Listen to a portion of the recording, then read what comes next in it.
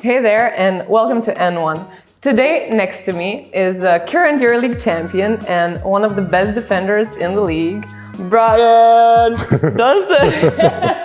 Hi. Hey, how are you? Pretty good. Nice to be here. Yeah, I'm happy you're here too. So I'll jump into questions right away. Okay. I wanted to ask you, a young boy growing up in New York City, what did you imagine your future to be like? I really didn't have any idea. I knew I liked a lot of different things, but basketball was one of the things that kind of caught my attention early. It was in my family. My mom used to cheer for my dad when he was in high school. He played in college. My sister played in college, and she was pretty good. It was before the WNBA was around, so she wasn't able to proceed and go forward. But basketball has always been in my family, and it kind of just caught me, and I fell in love with it immediately. Yeah, so you had a lot of inspiration in your... Yeah, for sure. Yeah. And what was your childhood like?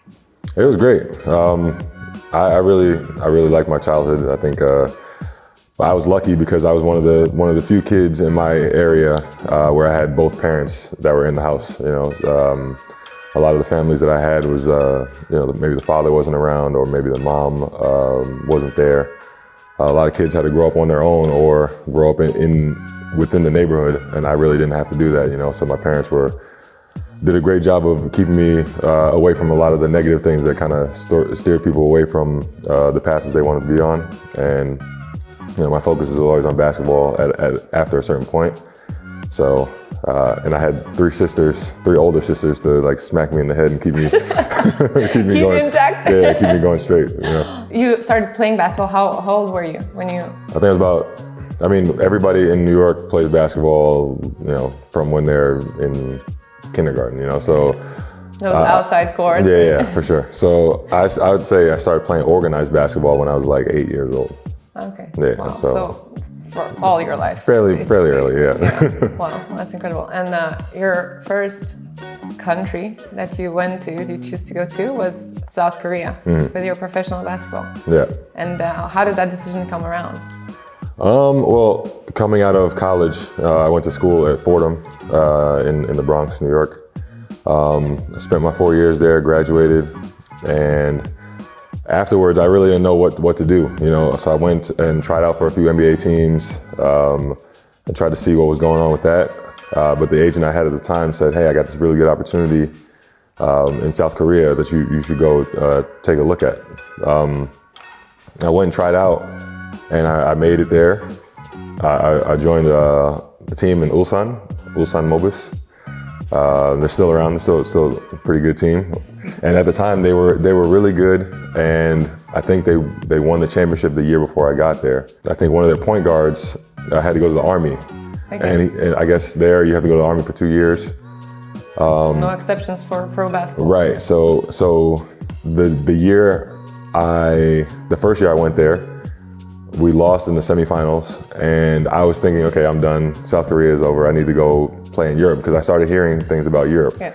I didn't know anything coming out of college about anything in Europe, so I kind of just listened to whatever I was told.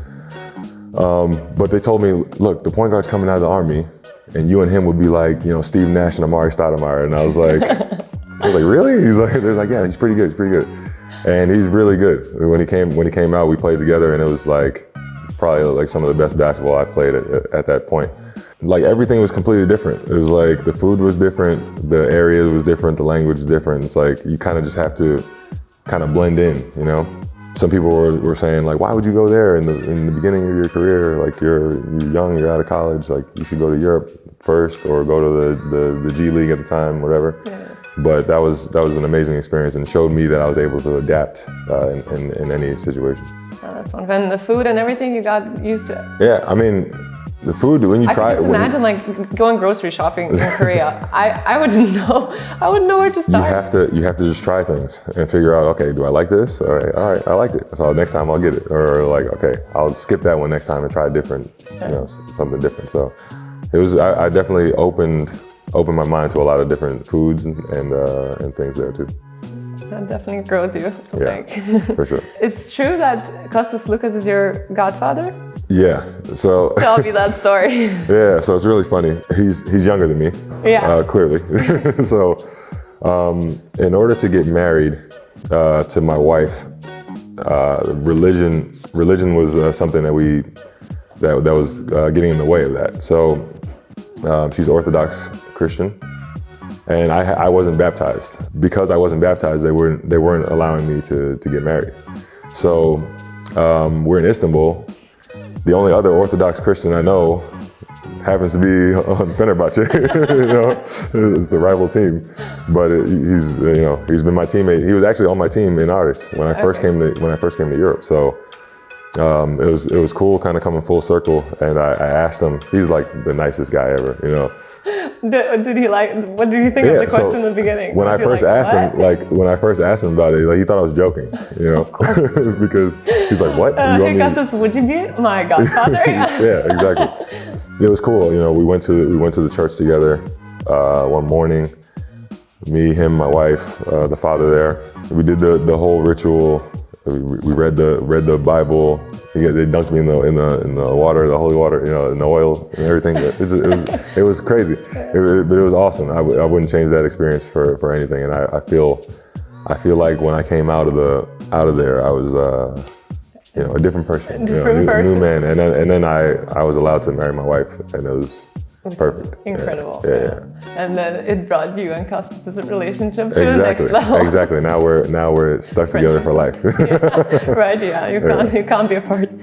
The other day, Roddy made 117 three-pointers in a practice, after practice, I assume? It was after practice, yeah. And that is incredible. Tell us, because I think many people I read the article, and I was like, that might be like a clickbait. Like, no, so even though I know that Roddy's a great shooter, but the numbers. That's ridiculous. Okay, first of all, so we finished practice, and every practice, Roddy and Shane have like some shooting competition. They do each spot. I think they shoot 7, and then if they tie on the spot, they shoot until they miss to see who wins the spot. So they're on the first spot, right? And Roddy's shooting. He's shooting. I come over. So I'm talking to our assistant coach, talking to him about something. I go to Philip. I start talking to him about something. Me and Vasa are talking about defense or whatever. And then I start walking over to their side of the court.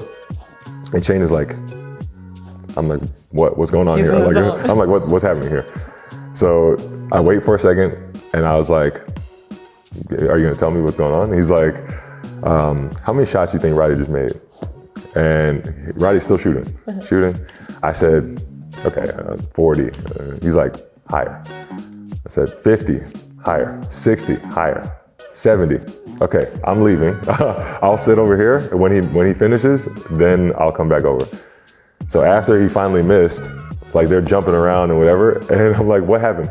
He said he made 117 straight 3-point shots from the corner. I was like, are you kidding me? and luckily, because we went to Oscar, the manager, and we're asking like, hey, is there any like camera on in here? Like, can we find it? And I thought it was lost. I thought it was like, oh, there's no way. And then I get a video sent to me like the next day of the practice from like the top view of him shooting the shots. And my God. I was like, thank goodness they got it on camera.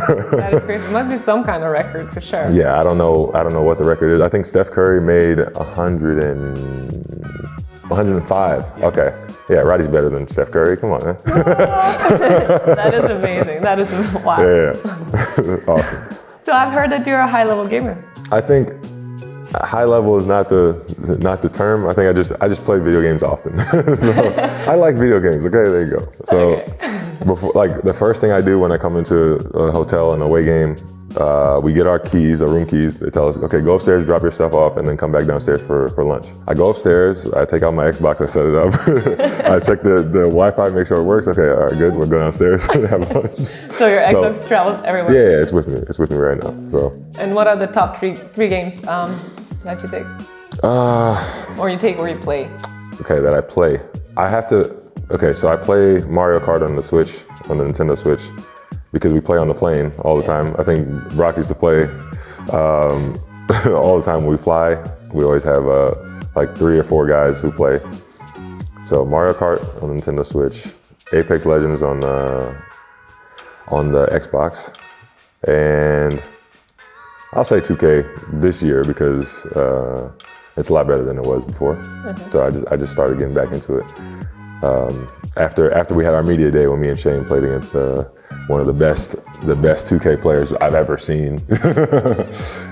Were they then pro players? Yeah, he's pro gamers. Yeah, he's a gamer for real. He's like, okay. yeah. So. And who are the best gamers in FS in your team? Okay, so you have to. There's different types of games. Okay, so. Okay, please teach me, because. No, I mean obviously there's sports games, there's shooting games, there's racing games. So right now, I don't want to say this on camera, but Roddy is the best at Mario Kart right now. Oh no. It's his week. It's his week this week. Yeah, look, I'm convinced that he knows some cheat that we have no idea, or he has a different version of the game that we have, and he's just like, taking advantage of it, because there's no way he'll be in like 6th place at the last part of the race and win the race. There's no way. Everything goes his way at the end, and he strolls past the finish line, he starts laughing. I'm like, he's cheating. He has to be cheating. That's some cheat code. Yeah, so Roddy's the best at Mario Kart. I'll say Shane is probably the best at shooting games. Buran Tuncer is the best at FIFA. Yeah. Like, Roddy thought he was the best at FIFA, and like Buran plays with him like he's like a little kid. So. And I remember you said you would like to develop a game one day? One day, yeah. Is it still your plan? Yeah, one day. So in college, I studied computer science. Recently, I've been kind of refamiliarizing myself with coding and stuff like that. So don't be surprised if not the near future, but in the future at some point, if I have a hand in developing a game or something like that. We'll see. And you have an idea, or it's just? I have too many ideas. So the problem is just narrowing down which one is something that I would enjoy producing, or something that I think people would like to play. Yeah, that'll be popular. Yeah, because I mean anybody can make a game, but it has to be something that people like to play, or something that that people could enjoy for a long time, or have be able to play it over and over again, Because if you play a game and you beat the story, and then it's like, okay, now what? Kyle Heinz recently mentioned that this might be his last year in your league. I just found that out today. Oh. And I was like, what? I was like, are you serious? So this coach said the same thing at Tara Messina. He said, you must be joking. So what do you think? What did you think about it? I was in shock. I was surprised, because I watched Kyle play, and I'm like, he looks like he's still, he's still got a lot left in the tank, Obviously you don't see what else is going on, or he has family and stuff, so maybe he wants to be close to them, or maybe he has other things that he's passionate about, but I know whatever decision he makes, he's gonna be happy with it, and he'll be successful at whatever he does. But you guys are the same age, right? Yeah, I think somewhere around the same age. But we played against each other in college. We've been playing against each other for years and years. So it's it's a little weird to think about it now. You've been rivals since college then? I mean, okay, in college everybody's your rival. When you see them, you're like, I'm gonna destroy this guy, So, but so we played. We come out. I immediately see the number 42. I was like, he's wearing my number. I gotta kill him, So that's how it started, And That's an athlete mentality. Right. So he did a couple moves, and I was like, hey, this guy's pretty good. Okay. So, and then I kept running into him again and again. And like I said before, or maybe I didn't say it before, but he was one of the reasons why I went to Olympiacos, or one of the people that helped me transition there, because when I landed in Greece, he was the first person I texted. I called him and asked him hey, you got any tips about the team or about the city, or something I need to learn about being here, because he obviously won 2 championships there, was successful, and everybody loved him. So I was like, if I can, get some information from this guy, maybe it could help me have a good EuroLeague career, So The one last thing I can ask you, Okay. if I may, is this show is called N1. Okay. So I would like you to give me your best N1 celebration. And one celebration. Do we have like a? I don't want to break the mirrors or anything. This is camera and you go. And one celebration. You want me to scream? Yeah. Okay. Scream, yell, I don't know, whatever you got. I have to channel my inner. Imagine, put yourself I'm a different out because I'm sure you understand. I'm a different person when I'm on the court. So it's like, let me just think of a situation. All right, offensive rebound. Okay, get up, put up, pump fake. They jump, lean into them, throw it up. And one! there. Love it. Thank you. Thank you. That's awesome.